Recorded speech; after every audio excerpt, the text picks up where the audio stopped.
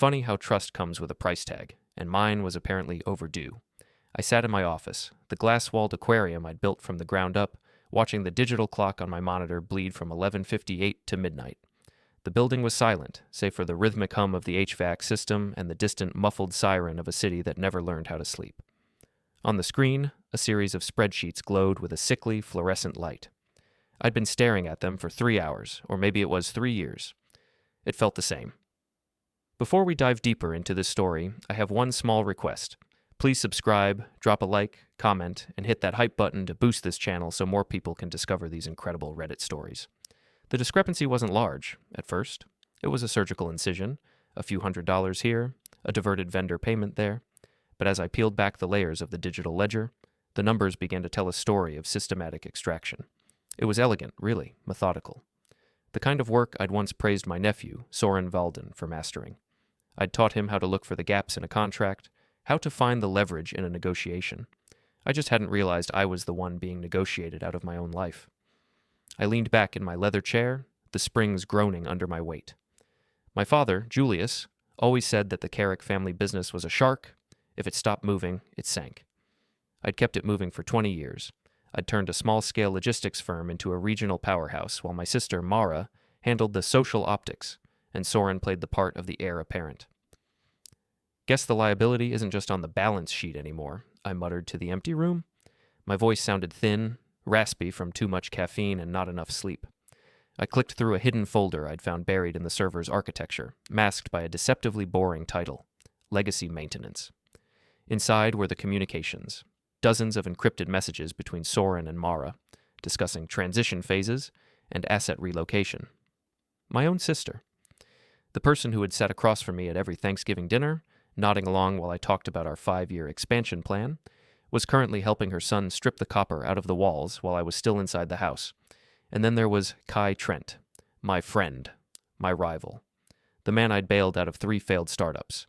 His name appeared in the CC line of a final devastating document, a memo of understanding for a hostile takeover, scheduled to be triggered the moment our quarterly audit was finalized.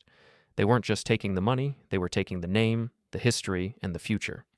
The realization didn't make me feel weak, it made me feel sharp. A strange, cold clarity settled over me, the kind of focus a mathematician gets when a complex equation finally solves itself. I wasn't going to call the police. That was for people who believed the system worked. I knew how the system worked. I'd built a significant portion of it. No, this required something more personal.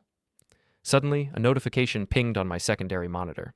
A login attempt on the main server. Soren. He was at his apartment, likely finishing the cleanup before tomorrow's board meeting. I watched the cursor move across the remote desktop, deleting files I'd already backed up to an external drive. He was arrogant. He thought I was at home, tucked into bed with a glass of scotch, oblivious to the fact that my world was being liquidated. I grabbed my coat and my keys. I didn't have time for a plan, not yet. I had an impulse, and in my experience, impulses were just subconscious calculations moving faster than the rational mind could track. I hit the lobby at a sprint, the night security guard barely having time to look up from his phone as I burst through the revolving doors. The city air was crisp, smelling of exhaust and rain-slicked asphalt. Soren's penthouse was 6 blocks away. In this traffic, a car was a cage. I ran. My shoes hammered against the concrete, a frantic percussion that matched the racing of my thoughts. I navigated the crowds of late-night revelers and theater-goers, dodging around a group of tourists with the practiced agility of a man who had spent his life avoiding obstacles. My lungs burned, but the sensation was grounding. It reminded me that I was still a factor in this game. I reached the Valden Tower, a name he'd probably already planned to put on the company letterhead, and bypassed the main lobby, heading for the service entrance. I still had the master keycard from the construction phase.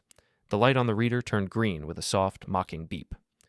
The freight elevator was slow, a heavy metal box that vibrated as it climbed toward the 34th floor. When the doors slid open, I didn't sneak. I walked down the hallway with the stride of a man who owned the air he breathed. I reached the double oak doors of Soren's unit and didn't knock. I used the code I'd seen him punch in 1,000 times at the office. The apartment was a monument to minimalist vanity. White marble, floor-to-ceiling glass, and furniture that looked too expensive to actually sit on.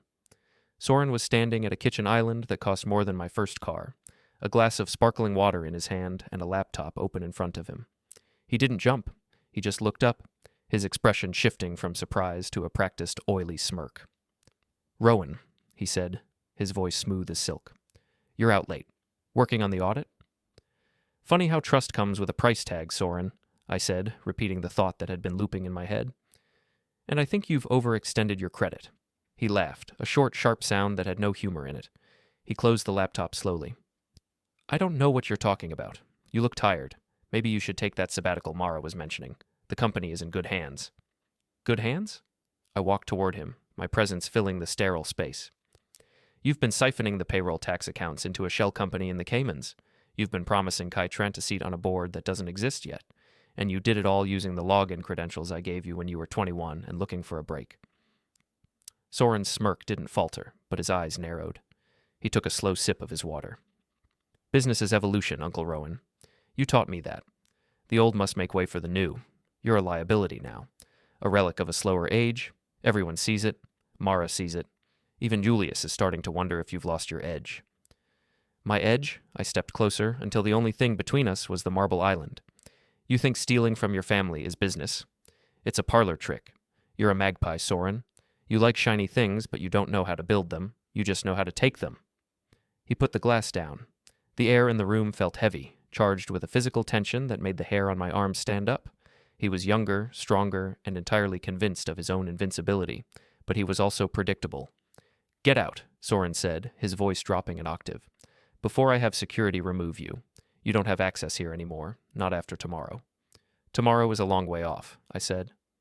I reached out and grabbed the edge of his laptop. He lunged for it, his hand clamping down on my wrist. For a moment, we were locked in a silent struggle, a physical manifestation of the war that had been brewing for months. His grip was tight, his knuckles white, but I didn't flinch. I looked him directly in the eyes, seeing the flicker of uncertainty behind the arrogance. What you want stopped mattering when you became a liability, I whispered, throwing his own philosophy back at him. I wrenched the laptop toward me, the base skidding across the marble with a harsh, grating screech. Soren tried to tackle me, his shoulder catching me in the chest and sending us both stumbling back toward the floor-to-ceiling window. The city lights blurred behind us, a kaleidoscope of gold and white. I shoved him off, my palm connecting with his chest, sending him reeling back against the kitchen island. He gasped, the wind knocked out of him for a split second. I didn't wait. I didn't need the laptop. I just needed the distraction. I grabbed a USB drive I'd seen sitting next to his keys, a drive I knew contained the final encryption keys for the company's private cloud. Enjoy the view, Soren, I said, backing toward the door as he scrambled to find his footing. It's the highest point you're ever going to reach. I turned and sprinted out of the apartment before he could recover. I heard him shouting my name, a frantic, angry sound that echoed down the hallway, but I was already at the stairs. I didn't take the elevator. I took the stairs 3 at a time, my heart hammering against my ribs like a trapped bird. I hit the street and didn't stop until I was 3 blocks away, tucked into the shadows of a parking garage. I leaned against a concrete pillar, gasping for air, the USB drive clutched so tightly in my hand that it left an imprint on my palm. I pulled out my phone. It was vibrating. A call from Mara. I let it ring. I looked up at the skyline, at the glowing logo of Kerrick Logistics atop the tallest building in the district. They thought they had won. They thought they had cleared the board. But they had forgotten the most important rule of the game I'd taught them. Never underestimate the man who has nothing left to lose but his reputation. I checked the time. 12:45 a.m. The counteroffensive had officially begun. I had 48 hours to dismantle their lives before they could finalize the theft of mine. I felt a grim smile touch my lips. This wasn't just about the money anymore. This was about the architecture of betrayal, and I was going to tear it down brick by brick. Liabilities, I whispered to the dark. Let's see who's really in the red. The night air possessed a biting clarity that matched my internal state. I sat in the driver's seat of my sedan, parked in the deepest shadows of a multi-story garage across from the Kerrick corporate tower. The USB drive sat on the dashboard, a small silver sliver of digital power that felt heavier than it looked. I wasn't just holding data. I was holding the keys to Soren's ego. I pulled my laptop onto my lap, the screen's blue light reflecting off the windshield. My fingers moved with a frantic precision. I wasn't an engineer by trade, but you don't build a logistics empire without learning how the plumbing works. I bypassed the first 2 layers of encryption on the drive within minutes. Soren was clever, but he was lazy. He reused protocols from the 2022 security update, protocols I had personally commissioned. It was like trying to lock a door against the man who had designed the tumbler. As the progress bar crawled toward completion, my phone buzzed again. Mara. The name on the screen felt like a physical weight. I had spent 40 years believing we were two halves of the same coin. I had protected her through our father's iron-fisted transitions and shielded her from the fallout of every bad investment she'd made in her 20s. And here she was, the silent partner in my erasure. I answered. "Rowan, where are you?" Her voice was tight, vibrating with a frantic energy I knew all too well. It was her crisis voice, the one she used when a PR firm missed a beat or a caterer arrived late. "Soren is hysterical. He says you broke into his home. He says you're acting unstable." "Unstable is an interesting choice of words, Mara," I said, my voice as level as a horizon line. "I'd call it thorough. I'm just doing the due diligence you and your son seem to have forgotten." "Stop this," she pleaded, though I could hear the sharpness of calculation behind the plea. "We can talk about the transition. We can make it comfortable for you. You've worked so hard, Rowan. You deserve a rest. Why make this difficult?" "Arrest? Is that what we're calling it now? I thought the term was asset liquidation." I watched the laptop screen. 92%. "Tell Soren I hope he enjoyed his sparkling water. It's likely the last thing he'll have a taste for tonight." "Rowan." I ended the call. I didn't need her justification. I needed her silence. The laptop chimed. Access granted. I was inside Soren's private server, the digital nervous system of his entire operation. I scrolled through the folders. It was all there. The diverted funds, the side deals with Trent, and a particularly damning series of memos regarding a planned obsolescence for my role in the company. He hadn't just wanted my chair, he wanted to make sure I could never sit in another one in this city. I began to work. I didn't delete anything. Deletion left footprints. Instead, I introduced subtle, microscopic errors into his most important files. I adjusted the decimal points on his projected earnings for the morning's presentation. I swapped the destination routing for 3 major shipments due at dawn. I ensured that when he opened his files in front of the board, the data would look like the work of a distracted amateur. I was turning his brilliance into a liability, one line of code at a time. Next, I sent an encrypted message to Elena Voss. Elena was a senior analyst who had been with me since the beginning. She was the kind of person who saw everything and said nothing, provided you knew how to ask. "The shadow files are active. Check the internal audit trail for the 401k diversions. Look for the Valden signature," I typed. Her reply came back 30 seconds later. "I see them. He was sloppy, Rowan. He thought he was untouchable because he had his mother's seal. What's the move?" "The move is transparency," I replied. "Let the information breathe. Just a little. Start with the compliance officer." I closed the laptop and felt a strange, humming vibration in my chest. It wasn't fear, it was the thrill of the hunt. I had been the prey for months, unaware of the wolves at my heels. Now the roles had shifted. I spent the next 3 hours in motion. I visited the 3 satellite offices where I still had physical keys. In each one, I did something small, something nearly invisible. I jammed the high-capacity printers. I swapped the labels on the physical filing system. I left a single, handwritten post-it note on the main server rack in the downtown hub. Guess liabilities aren't just numbers. By 4 a.m., I was standing in front of the Kerrick estate, the old stone house where Julius still spent his semi-retired days. The lights were off, the building looking like a slumbering beast in the moonlight. I didn't go inside. I knew my father. If he saw me now, he'd see the desperation. And in his world, desperation was a weakness. I needed him to see the victory first. I drove back toward the city center as the first gray light of dawn began to smudge the horizon. The morning rush was beginning, a slow, grinding movement of people heading toward their own daily struggles. I felt disconnected from them, like I was moving through a different layer of reality. I parked 3 blocks from the office and walked. I needed the air. My legs felt heavy, but my mind was a razor.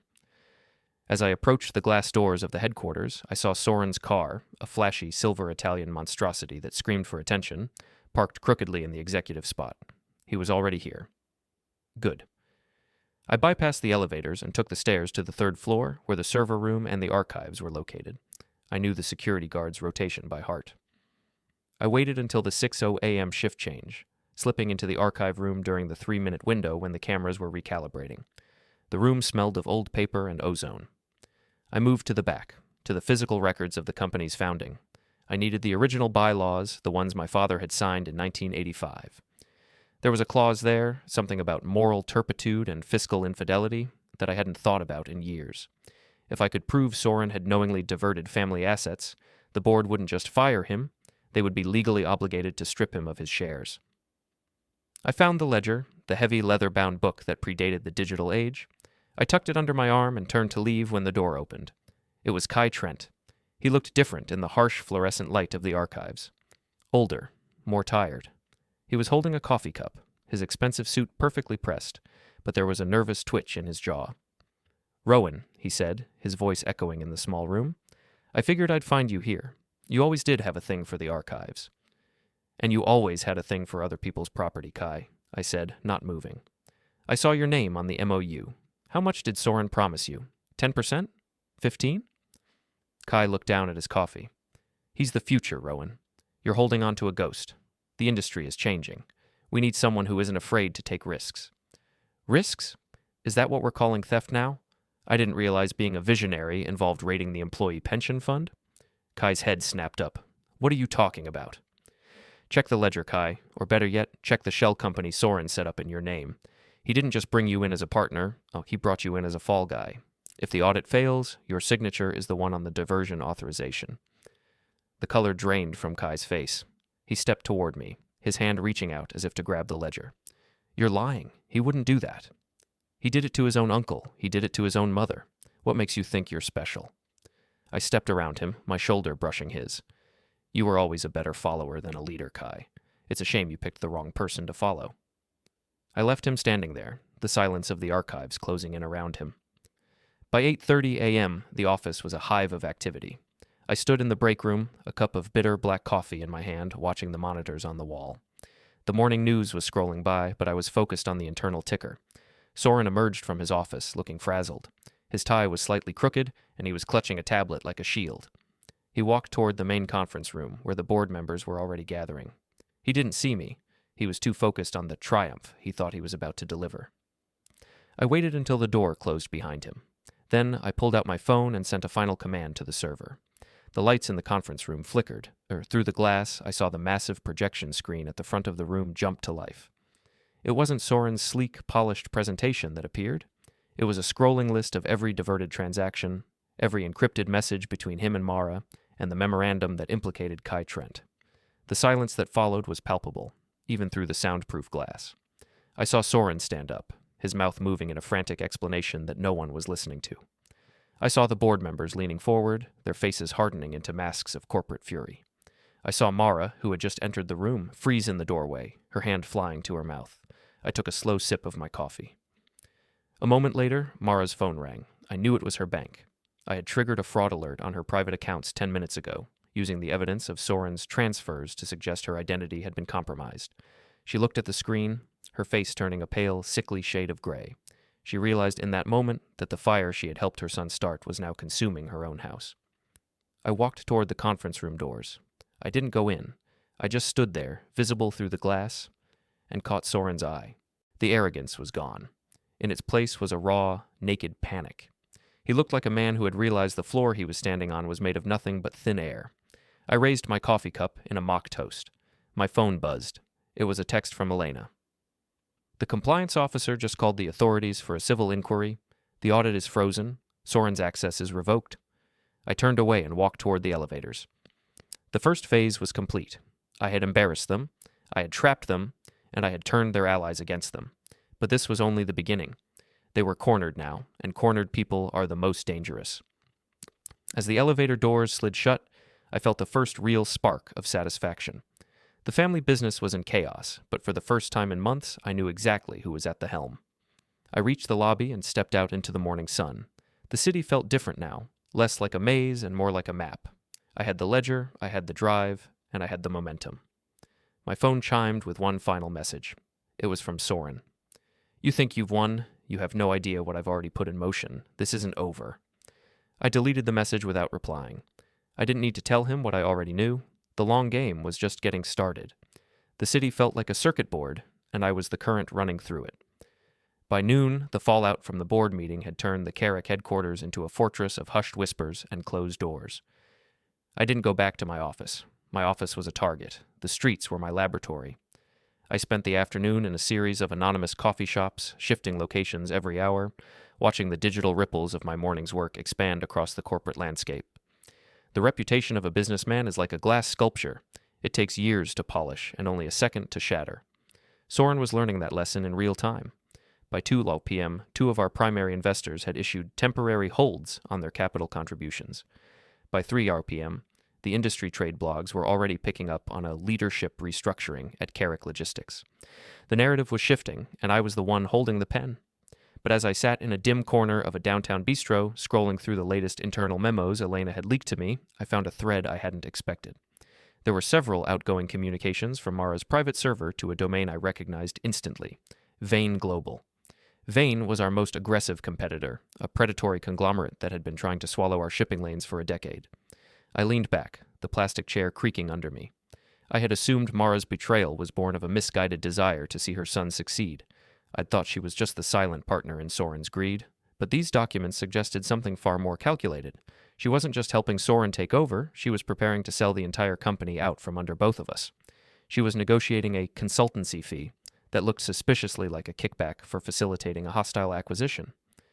Loyalty really does have a shelf life, I muttered, closing the laptop. I needed to see Kai Trent. If Soren was the engine of this betrayal and Mara was the architect, Kai was the weak link in the chain. He was the one with the most to lose and the least amount of stomach for a real fight.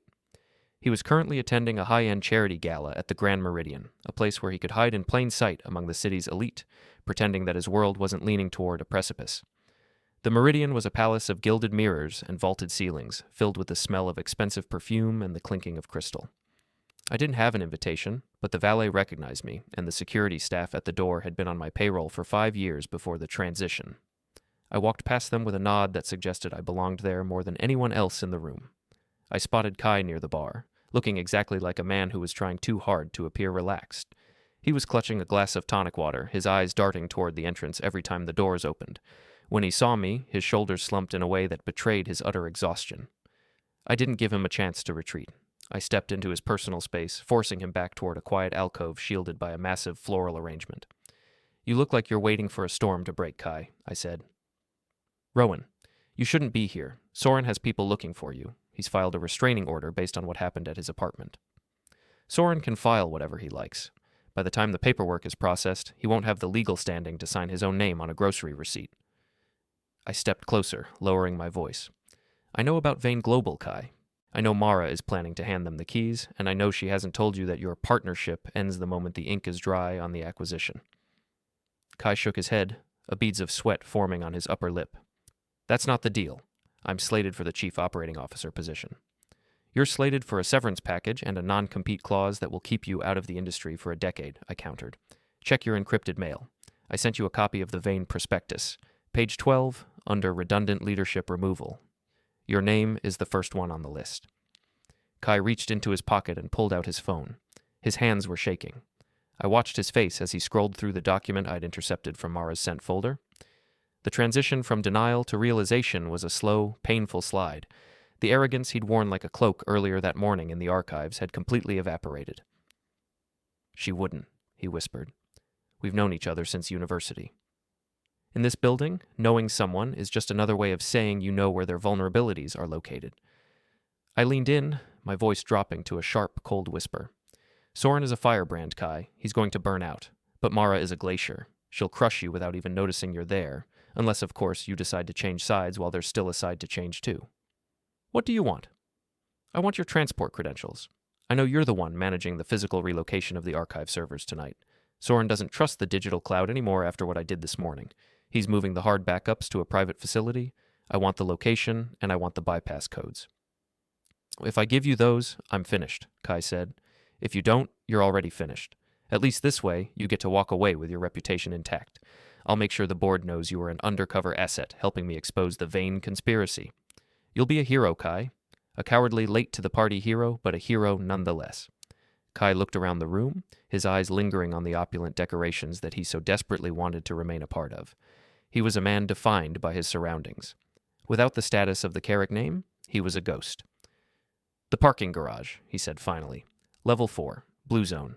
The transport van leaves at 11 p.m. The codes are 0412. That's Soren's birthday. The kid is nothing if not predictable." "Thank you, Kai. You've made a very sensible decision." I turned and walked away, leaving him standing in the shadows of the lilies. I didn't feel sorry for him. In the world of high-stakes logistics, you either anticipate the move or you become the obstacle. I headed for the parking garage, but I didn't go to level 4.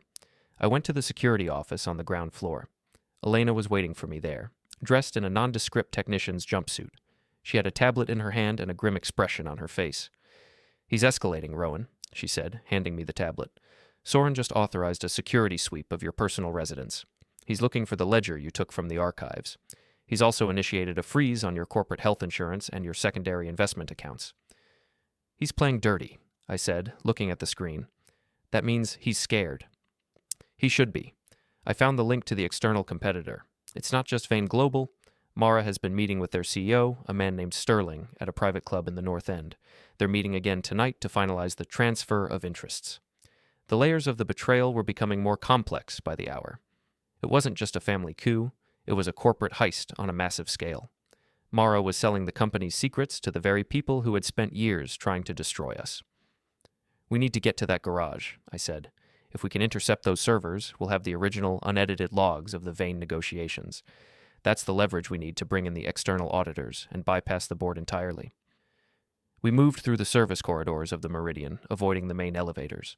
The parking garage was a vast, echoing cavern of concrete and fluorescent light. The air was thick with the smell of damp stone and exhaust. We reached level 4, the blue zone. A blacked-out transport van was idling near the freight entrance. 2 security guards, men I didn't recognize, likely third-party contractors hired by Soren, were loading heavy silver-case servers into the back. "Wait here," I told Elena. I stepped out from behind a concrete pillar, my footsteps echoing in the silence. The guards looked up, their hands moving instinctively toward their belts. "Evening, gentlemen," I said, my voice projecting a confidence I was only halfway feeling. "There's been a change in the manifest. These units are being rerouted to the central hub for an emergency diagnostic." "Who are you?" the taller guard asked, stepping forward. He was a wall of a man, his face a mask of professional indifference. "I'm Rowan Kerrick, the man whose name is on the deed to this building and the registration of that vehicle." "We have orders from Mr. Valden," the guard replied. "No one touches the cargo." "Mr. Valden is currently under investigation for fiscal impropriety," I said, taking another step forward. "If you move that van, you're not just transporting hardware, you're transporting evidence. That makes you accessories to a civil felony. Do you really want to spend the next 5 years in a courtroom for a man who won't be able to pay your legal fees by tomorrow morning?" The guards exchanged a look. I could see the hesitation. They weren't paid to think, but they were paid to protect their own interests. "Check the credentials," I said, pointing to the tablet Elena was holding as she stepped out of the shadows. "The access codes are already revoked for the Valden account. Try your scanners." The guard pulled out a handheld device and swiped his card against the van's lock. A harsh red light flashed, accompanied by a low-pitched rejection tone. Elena had worked fast. She'd locked the transport system using the codes I'd gotten from Kai, making it look like the system had crashed. "The system is down," Elena said, her voice calm and authoritative. "We're here to secure the site until the compliance team arrives." The guards looked at the red light, then back at me. They weren't fighters, they were bureaucrats in tactical gear. Without a clear directive from the system, they were paralyzed. "Fine," the tall one said, stepping back. "It's your headache. We're logging this as a forced intervention." "Log it however you like," I said. They walked toward the elevators, leaving the van and its precious cargo behind. I let out a breath I didn't know I was holding. My heart was thumping against my ribs, a dull, rhythmic ache that reminded me of the stakes. We moved to the back of the van. I punched in the code Kai had given me. The heavy doors hissed open, revealing the stacks of silver cases. This was it. The entire history of the company and the evidence of its betrayal was sitting 3 feet away from me. But as I reached for the first case, my phone rang. It was Mara. I didn't want to answer, but something about the timing felt wrong. "What now, Mara?" "Rowan," she said, and for the first time the calculation was gone. She sounded terrified. "You need to stop. You don't understand what Soren has done. He didn't just talk to Vane Global. He took out a bridge loan from people who don't use lawyers to settle their debts. He used the family estate as collateral. He's lost everything, Rowan, and he's coming for you." I looked at the silver cases, then at the dark corners of the parking garage. The silence of the concrete cavern suddenly felt heavy, like the air before a lightning strike. "Where is he, Mara?" "I don't know," she sobbed.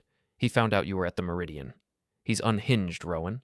He thinks if he can get the ledger back, he can fix it." I looked at Elena. She saw the change in my expression. "We need to move," I said, grabbing the first server case. "Now." As we began to load the equipment into my car, the sound of screeching tires echoed from the ramp above. A pair of headlights cut through the darkness, sweeping across the concrete pillars like searchlights. Soren had arrived. The hunt was no longer digital, it was physical, and the parking garage was about to become a very small world. The screech of rubber on concrete was a jagged sound that tore through the artificial stillness of the parking garage. I didn't need to see the car to know it was him. Only Soren drove with that kind of reckless, performative urgency, as if the laws of physics were merely suggestions he had already decided to ignore. "Get in the car, Elena." "Now," I said, my voice low and vibrating with a sudden surge of adrenaline. We had managed to transfer 3 of the silver server cases into the trunk of my sedan. The 4th was still half situated on the bumper. I shoved it in with a grunt, the heavy metal corner catching the side of my hand, but I didn't feel the sting. I slammed the trunk lid shut just as a silver sports car roared around the concrete pillar of the level 4 ramp. The headlights caught us in a blinding white glare, casting long, distorted shadows against the gray walls. Soren didn't slow down until the last possible second, his brakes screaming as he skidded to a halt mere feet from my front bumper.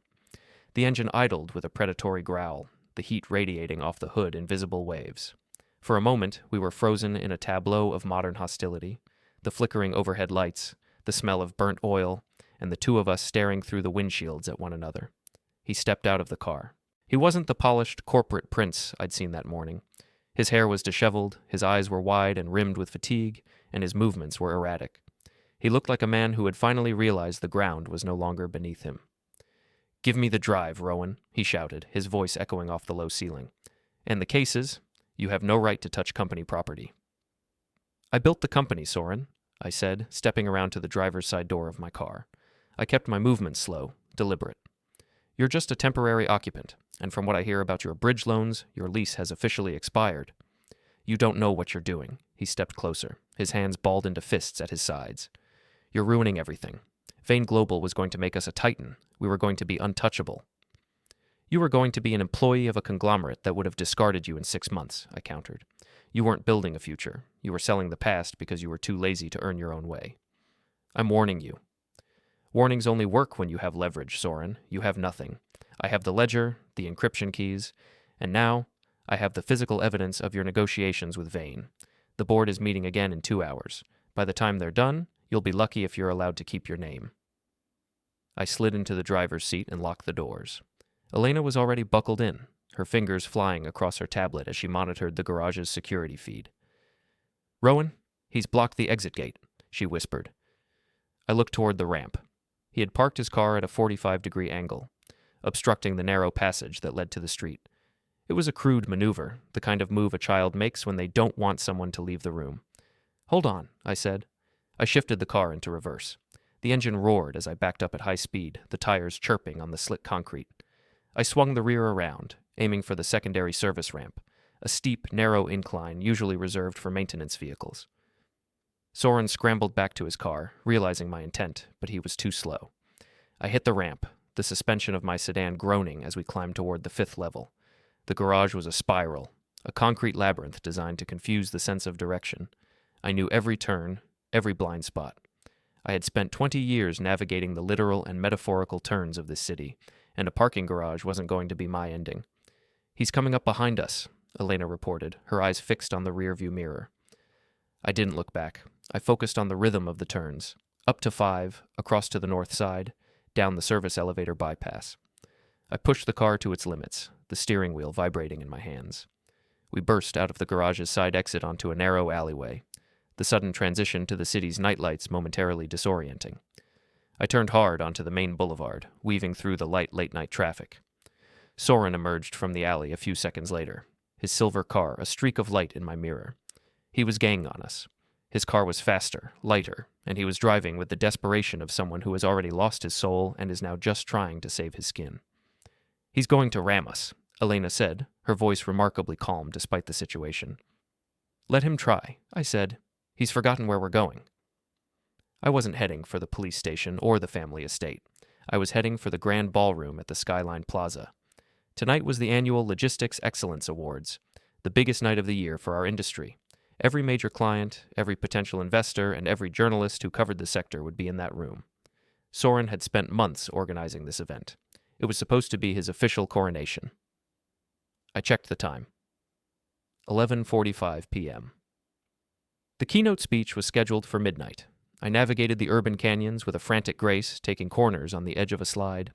Soren remained a constant shadow, his headlights flashing in my mirrors like an accusatory strobe. He pulled alongside me on the bridge, his engine screaming. He lurched his car toward mine, the metal of his fender inches from my door. I felt the air pressure change between the vehicles, a physical push that threatened to send me into the concrete barrier. I didn't flinch. I tapped the brakes, just enough to let him overshoot. He swerved, his tires smoking as he struggled to regain control of his lightweight sports car. By the time he straightened out, I was already turning onto the plaza. The Skyline Plaza was a sea of black ties and evening gowns. Valets in white gloves were scurrying around a line of limousines. I drove my sedan right up to the red carpet, ignoring the frantic waving of the security staff. I threw the keys to a stunned young man and stepped out before the car had even stopped vibrating. "Elena, the feed," I said. "Ready," she replied, stepping out with the tablet. Soren arrived a moment later, his car sliding to a halt in a cloud of brake dust. He burst out of the driver's seat, his face contorted with rage. He looked like a specter compared to the elegant guests surrounding us. People began to turn and stare, the murmur of the crowd dropping as they took in the sight of the Kerrick heirs in a state of visible, raw conflict. "Rowan, stop!" he yelled, oblivious to the audience. I didn't stop. I walked up the marble stairs, my stride long and purposeful. I reached the double doors of the ballroom and pushed them open. The room was a cavern of gold and crystal, filled with 500 of the most powerful people in the industry. At the far end of the room, on a raised dais, a large screen displayed the Kerrick Logistics logo beneath the words, "Leading the Future." Soren caught up to me at the back of the room, his hand grabbing my shoulder. "You're done, Rowan. I'll tell them you've had a breakdown. I'll have you removed."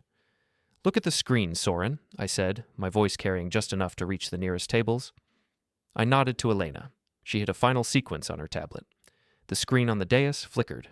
The corporate logo vanished, replaced by a high-definition image of the Memorandum of Understanding with Vane Global. Then, the scrolls of diverted funds began to roll, accompanied by the audio recording I'd captured in the archive room, Trent's admission of the shell company, and Soren's own voice discussing the redundancy of the current board. The room went silent. It was a heavy, suffocating silence, the kind that precedes a total collapse. Soren's hand dropped from my shoulder. He turned toward the screen, his face draining of all color. He looked small in the vastness of the ballroom, a solitary figure illuminated by the evidence of his own greed. I walked toward the stage. The crowd parted for me like a retreating tide. I climbed the steps and took the microphone from the podium. The feedback hummed for a second before settling into a clear, sharp tone. "Good evening," I said, my voice echoing through the hall. "My nephew was right about one thing. The future of this company is being decided tonight. But it won't be decided in a backroom deal with Vane Global. It will be decided by the transparency of our records and the loyalty of our clients." I looked directly at the table where the lead partners of our primary investment firm were sitting. They were already on their phones, likely calling for an emergency freeze on the morning's transactions. "Mr. Valden and my sister Mara have been involved in a complex series of financial irregularities," I continued, my tone conversational, almost sarcastic. "I've spent the last 48 hours conducting a private audit. The results are currently being broadcast to every person in this room, as well as the local regulatory authorities."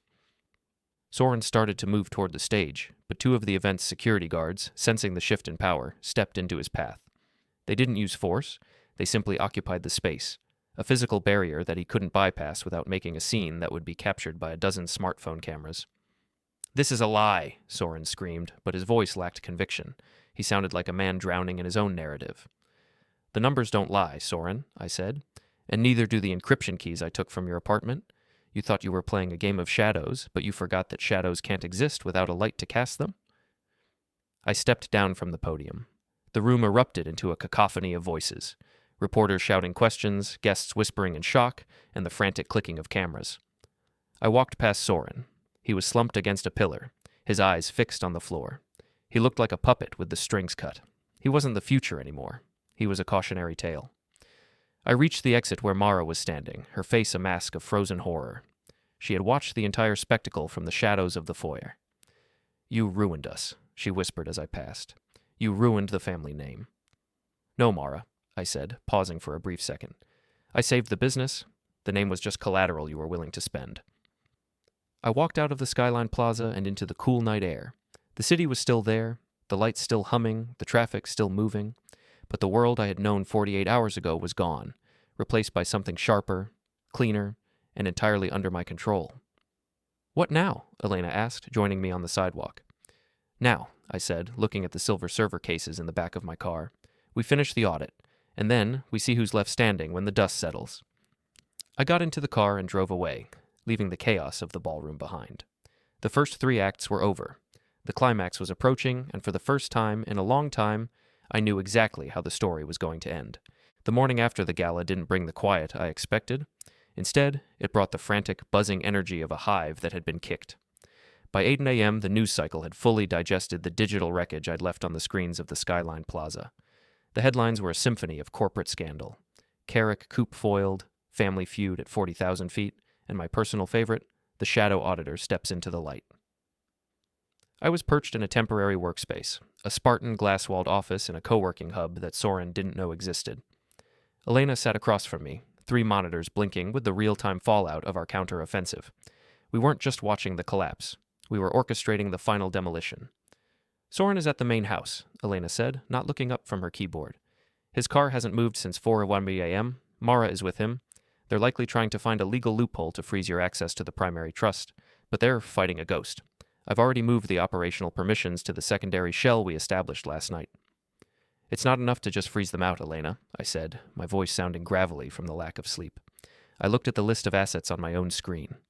"They need to understand the weight of what they tried to take. They wanted to strip me of my legacy. I'm going to strip them of their comfort." Revenge, when handled methodically, is a series of mechanical failures. My first target was Trent. Kai had always been obsessed with his image, specifically his strategic mobility. He owned a boutique consulting firm that relied entirely on a single high-stakes contract with a municipal transit authority, a contract I had helped him secure through my own personal guarantees. I picked up the phone and made a call to the city comptroller, a man who valued precision above all else. "Arthur," I said, leaning back in my chair, "I'm calling about the Trent Group's compliance report. You might want to look at the secondary ledger I just sent over. It seems there was a significant overlap between their city billing and certain private family expenses for the Valden estate. By 10 a.m., Kai's contract was under a red flag review. By 11 a.m., his corporate credit lines were suspended. He was no longer a player. He was a liability in search of a lifeboat that didn't exist. Next came the physical reality of their betrayal. Soren's prized possession wasn't the company or the money. It was his sense of superiority, manifested in his customized silver Italian sports car. It was more than a vehicle. It was his armor. I knew he had a meeting scheduled at noon with a group of alternative investors at a private club downtown, his last-ditch effort to find a savior. I didn't damage the car. I didn't have to. I simply used the remote diagnostic access I'd retained as the primary account holder for the corporate fleet. As Soren pulled into the crowded, high-visibility valet stand of the club, I triggered the theft recovery protocol. Through the valet's security feed, which Elena had intercepted, I watched the scene unfold. The car didn't just stop. It locked its doors, engaged the emergency brake, and began a high-decibel, rhythmic honking that echoed through the narrow streets. The digital display on the dashboard, visible to the gathering crowd of onlookers and potential investors, flashed a single, bright red message: "Asset seized for fiscal irregularity." Soren emerged from the driver's seat, his face a vibrant shade of humiliated purple. He pounded on the hood, but the machine remained indifferent. He was standing in the middle of a public street, surrounded by the very people he wanted to impress, and he was being branded a thief by his own transportation. "That's one," I whispered. Then there was Mara. My sister's weapon was her home, the Kerrick estate. She had used it as collateral for Soren's reckless bridge loans, thinking I would never find out. She was currently inside, likely hosting a frantic strategy session. I didn't turn off the power. That was too crude. Instead, I manipulated the smart home integration system I had installed for our father 3 years ago. I triggered the security lockdown audit mode. The heavy, motorized shutters on every window began to close, one by one, sealing the house in a tomb of oak and steel. The climate control shifted to a steady, unyielding 60 degrees. The internal communication system began to play a looped recording of the board meeting from the night before, specifically the part where the lead auditor detailed the $4.7 million discrepancy in her private accounts. Mara would be fine, physically, but she would be sitting in the dark in a house that was technically no longer hers, listening to the sound of her own mistakes until the legal team arrived to serve the papers. "The psychological pressure is peaking," Elena noted, checking the social media sentiment trackers.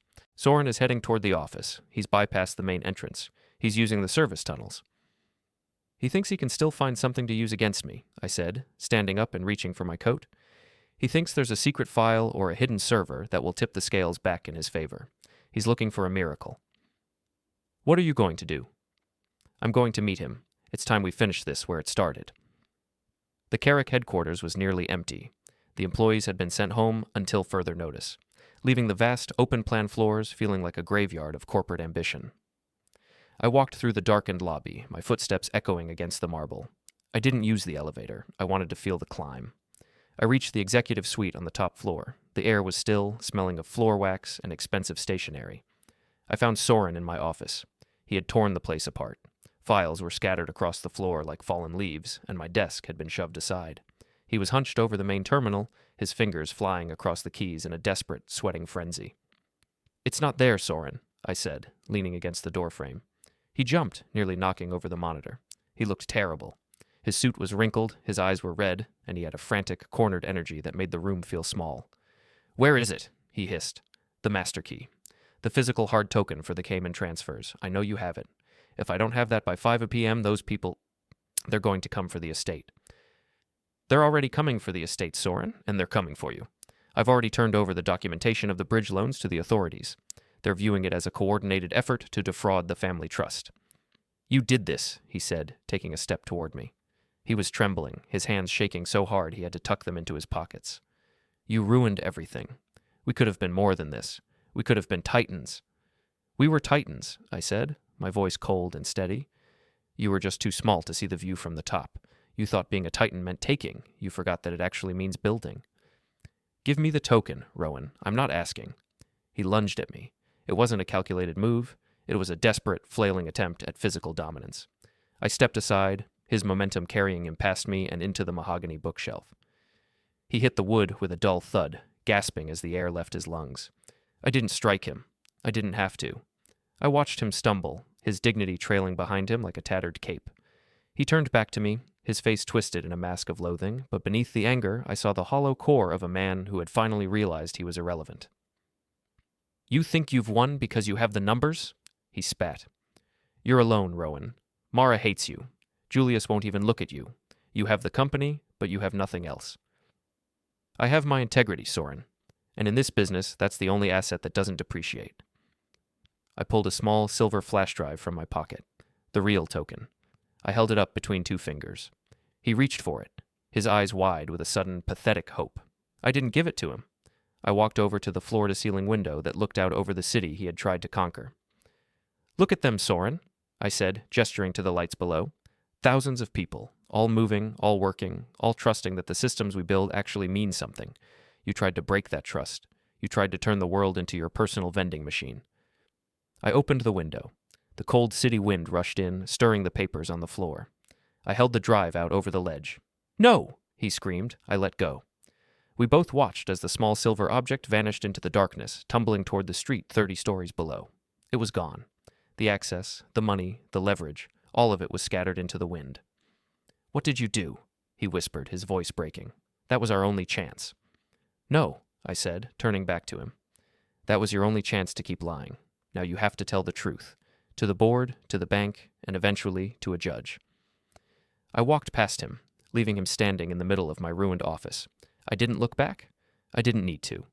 I could hear the sirens in the distance, the sound of accountability finally arriving. As I reached the elevator, my phone buzzed. It was a message from Elena. The authorities are at the estate. Mara is being escorted out for questioning. Julius is on the line. He wants to talk. I hit the button for the lobby. The elevator doors slid shut, encasing me in a silent, brushed steel world. I took a long, deep breath. The air felt clean. The weight that had been pressing on my chest for months was gone, replaced by a cool, analytical peace. The liabilities had been resolved. The accounts were settled. I stepped out into the lobby and saw my father standing by the fountain. He looked older, more fragile than I remembered, but his eyes were sharp. He looked at me, then at the elevators, and then back at me. Is it done? He asked. It's done, Dad, I said. The business is ours again. He nodded slowly, a single, decisive movement. Then let's get to work. We have a lot of repairs to make. I walked toward him, the sound of my shoes on the marble sounding like a promise. The finality of a closed account has a specific sound. It isn't a bang or a shout. It's the soft, electronic click of a server locking down and the heavy thud of a vault door finding its seat. By 6 p.m., the Kerrick headquarters felt less like a center of commerce and more like a courtroom awaiting a verdict. The air was thick with the scent of ozone and chilled oxygen, the climate control working overtime to cool the rows of processors that were currently digesting the final evidence of a family's unraveling. I stood at the head of the mahogany table in the primary boardroom. This was the summit, the high peak where the air was thin and the view was unobstructed. Through the glass walls, the city lights began to flicker on, a million points of light representing a world that continued to turn regardless of who held the gavel in this room. I wasn't alone. Elena sat to my right, her fingers hovering over a tablet that acted as the detonator for the final digital proofs. Opposite me sat the ghosts of my past 48 hours. Mara was there, her face a pale mask of exhaustion, her expensive silk blouse wrinkled in a way I had never seen before. Trent sat beside her, looking diminished, his eyes fixed on a spot on the carpet as if he could disappear into the pattern. Soren was the last to arrive. He entered with a frantic, stuttering stride, followed by 2 men in gray suits who looked remarkably bored for people witnessing the end of a dynasty. He didn't look at me. He looked at the empty chair at the end of the table, the chair that had belonged to my father, Julius, for 30 years. "This is an illegal assembly," Soren said, his voice cracking. "The board hasn't authorized this session. You have no standing to hold us here." "The board didn't authorize it, Soren, because the board no longer exists in the form you remember," I said, my voice projecting a calm that seemed to unnerve him more than anger would have. 3 of the primary directors resigned an hour ago after reviewing the vain global prospectus you so kindly provided. The remaining members have granted me temporary receivership until the audit is finalized. I gestured to the screen at the front of the room. It didn't show spreadsheets this time. It showed a map, a complex, interconnected web of logistics routes, warehouse locations, and shipping lanes. "You thought you were selling a company," I continued, "but you were actually trying to sell a map of the city's heart. Vane Global didn't want our trucks or our staff. They wanted the data. They wanted the ability to choke every competitor in the region by controlling the flow of goods. And you were going to hand them the noose." "It was a merger," Mara snapped, her voice trembling. "It was the only way to stay relevant in a market that is moving past your archaic methods, Rowan. It wasn't a merger, Mara. It was an extraction. And the only thing moving past us was your sense of responsibility." I nodded to Elena. She tapped the screen. The map vanished, replaced by a series of high-resolution images of the physical server cases we had recovered from the parking garage. Beside them, the decrypted logs of the bridge loans appeared in stark black and white clarity. "The authorities have already processed the paperwork for the estate," I said, looking directly at my sister. "The loan has been flagged as a fraudulent conveyance. The house stays with the trust. You, however, do not." The room remained silent for a long beat. I could hear the hum of the city outside, a reminder that the world was vast and our drama was microscopic. But within these 4 walls, it was everything. Trent finally looked up. "What happens to us, Rowan? You've made your point. You've won. What's the end of the story?" "The end of the story is accountability, Kai. You'll return the diverted funds from your consulting contract. You'll sign a permanent industry exit agreement. In exchange, I won't pursue the civil claim for racketeering. You can keep your house, but you'll never sit at a table like this again." Kai nodded slowly, a look of profound relief washing over his face. He was a small man who had tried to play a large game, and he was happy to be allowed back into the shadows. Soren, however, wasn't looking for a graceful exit. He stood up, his chair screeching against the floor. "You think you can just erase me? I'm a Kerrick. This is my name as much as it is yours." "A name is a liability if you don't know how to carry it," I said. I stood up as well, closing the gap between us. I wasn't shouting. I didn't need to. "You spent your life looking for the shortcut. You thought intelligence was a substitute for character. But intelligence without character is just a more efficient way to fail." "I'll fight this," Soren hissed. "I'll find a way back in." "With what resources? Your accounts are frozen. Your car is in a police impound lot. Your mother is currently facing an inquiry that will occupy her for the next decade. You're not a titan, Soren. You're a footnote." I reached into my pocket and pulled out a single laminated card, the master access pass for the entire Kerrick network. I placed it on the table and pushed it toward him. "Take it," I said. Soren stared at the card. "What?" "It's deactivated. I want you to keep it as a souvenir, a reminder of the day you had everything and decided it wasn't enough." Soren's hand hovered over the card for a second, then his fingers curled into a fist. He turned and walked out of the room, his footsteps echoing down the long, empty hallway. He didn't look back. He didn't have a parting shot. He was just a man walking out of a life he hadn't earned. Mara followed him a moment later, her head held high in a final, brittle display of pride. She didn't say a word to me. As she passed, I felt a twinge of something, not regret, but a recognition of the distance between us. We had started in the same house, but we had ended up in different worlds. Kai was the last to leave. He paused at the door, looking at the room one last time. You were always better at this than us, Rowan. That was the problem. You made it look too easy. It was never easy, Kai, I said. It was just necessary. When the door clicked shut, the silence returned, heavier and more profound than before. Elena let out a long, slow breath and leaned back in her chair. Is that it? She asked. For them, yes, I said. For us, the work starts at dawn. I walked over to the window. The city was a grid of potential, a sprawling machine that required constant maintenance and unwavering focus.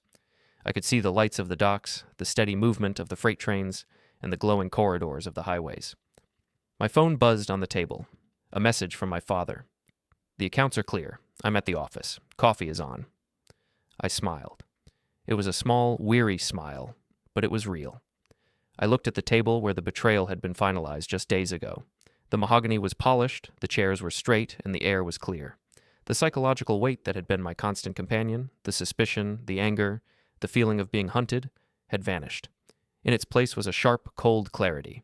I had been the underdog in my own life. I had watched as those I trusted tried to dismantle the world I had built. I had navigated the sabotages, the chases, and the digital traps they had set for me.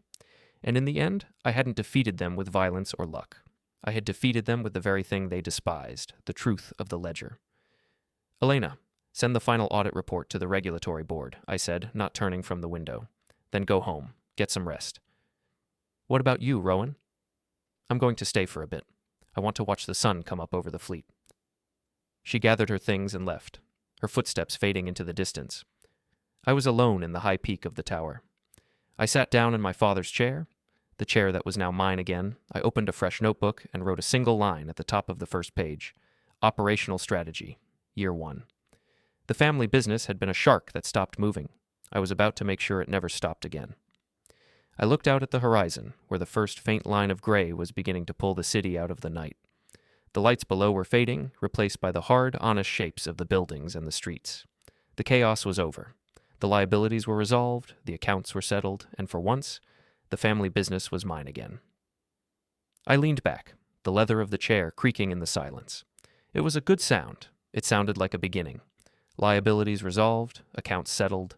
The story was finished, and the balance was perfect.